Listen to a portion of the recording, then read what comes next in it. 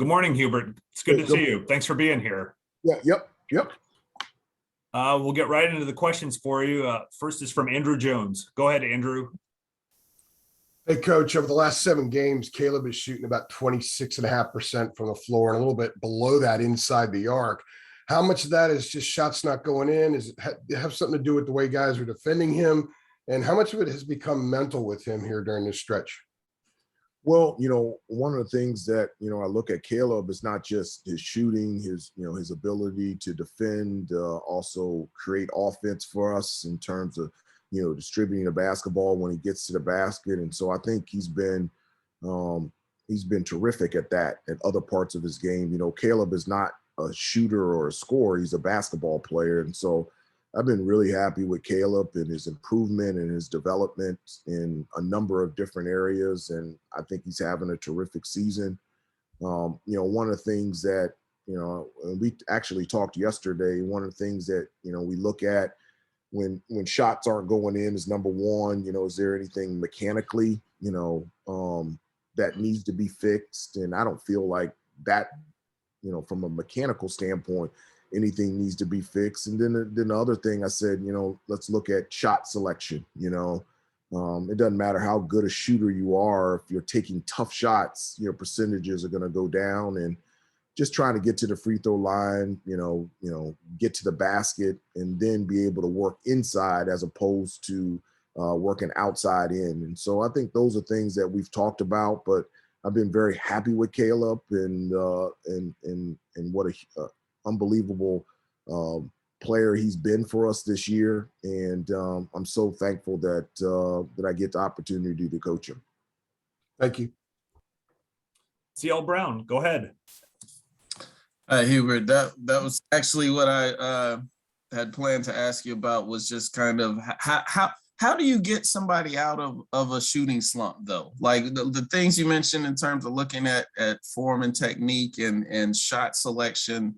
But I do feel like there's a mental aspect of it too, that, once things kind of go downhill, guys might start thinking about missing as opposed to just making the basketball play and shooting. So how did you approach it personally during your career when you would get in a slump? Well, that's what I talked to Caleb about, and that's what I talked to the guys about. If they're struggling with the shot, I go through the checklist that I had when I struggled to shoot. And first of all, I told them that, there were times where I couldn't make shots. And so my checklist was, the first thing was to look at something mechanical, was my elbow out, was, my guide hand becoming too involved, how's my rotation and my legs strong enough? Am I getting arc? All those different things. The second thing that I would do is look at my shot selection, and I did, it didn't matter how well I could shoot. If I was taking tough shots, my percentages were going to go down. And then the other thing is, and talk about, a CL from the mental standpoint, I would take my mind off of shooting. I think when you're just thinking about, I got to make shots, you end up continuing to miss shots. And what I did was I focused on other things. It was just a heightened awareness to become better defensively, rebounding the basketball, distributing, taking charges, making effort plays, just trying to find ways that I could help the team and that I could stay out there on the floor. And also, a lot of times people say, in order to get out of a quote unquote, not shooting slump, but you're not shooting the percentages that you normally shoot, keep shooting. No, I don't believe that. I think you need to keep shooting good shots. I don't think you need to keep shooting. And one of the things that I always tell, and I told Caleb and I tell others, is a great way is, to attack the basket and get to the free throw line. For whatever reason, you see the ball go in, it just loosens you up a little bit and then allows you to feel more comfortable to shoot the ball from the outside. So those are things that I thought about when I wasn't in a rhythm offensively and I wanted to get back to shooting the way that I normally shot. And so those are things that I've expressed to Caleb and to other guys on the team when they've gone through stretches like this. And just as a follow-up, I wanted to see if there was any update on Dawson.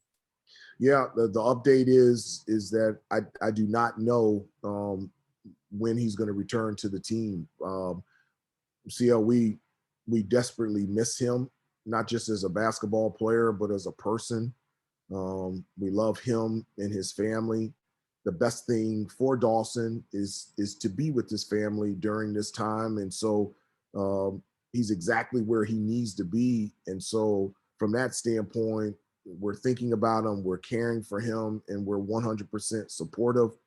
And so in terms of his return, we don't have an immediate update, but that's something that when he comes back, he'll come in with open arms and with hugs because he means so much to this team and to this program. Thank you. Josh Graham, go ahead.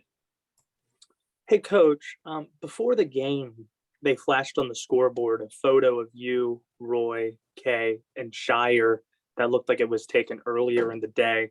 Knowing how much the rivalry and the history of Carolina basketball means to you, how special was it to visit with them briefly? And how special is it? Does it matter to you at all that the future of this rivalry is going to be with former players leading it?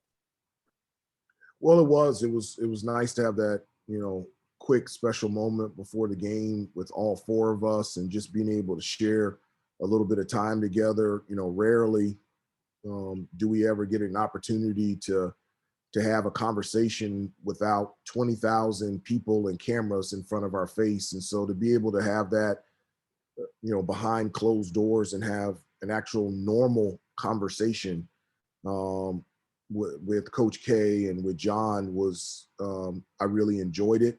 It was also a little different. It's like before the game, you're getting ready to play and getting ready to compete. So to be able to do that was something different, but I'm very thankful that we had that opportunity in that time and we were able to take those pictures.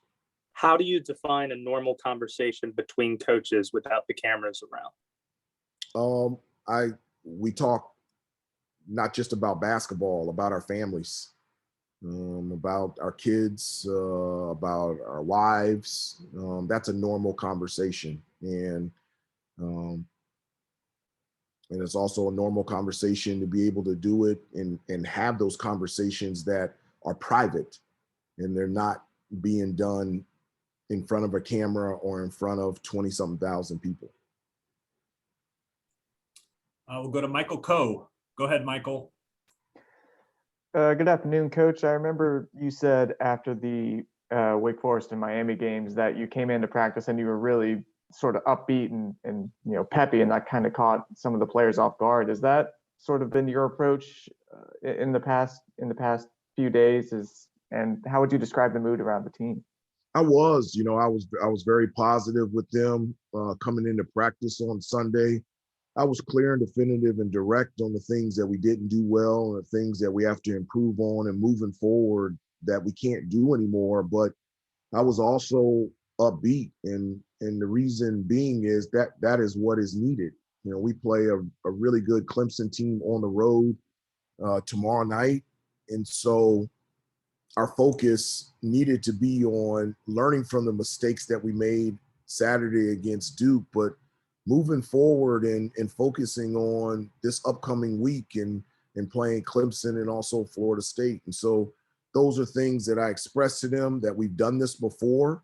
And you mentioned after the Miami and the week with Miami and Wake Forest, we were able to focus and we're able to win 4 games in a row. And so this is something that we've done before. It'll be a challenge against Clemson, against Florida State this week, but it's something that we're really excited about getting back out there on the floor after our performance against Duke on Saturday. Thank you. We'll take one more question from Andrew Jones. Go ahead, Andrew. Hey, Coach, also want to ask you about PJ Hall tomorrow night. What kind of challenges does he present to you guys?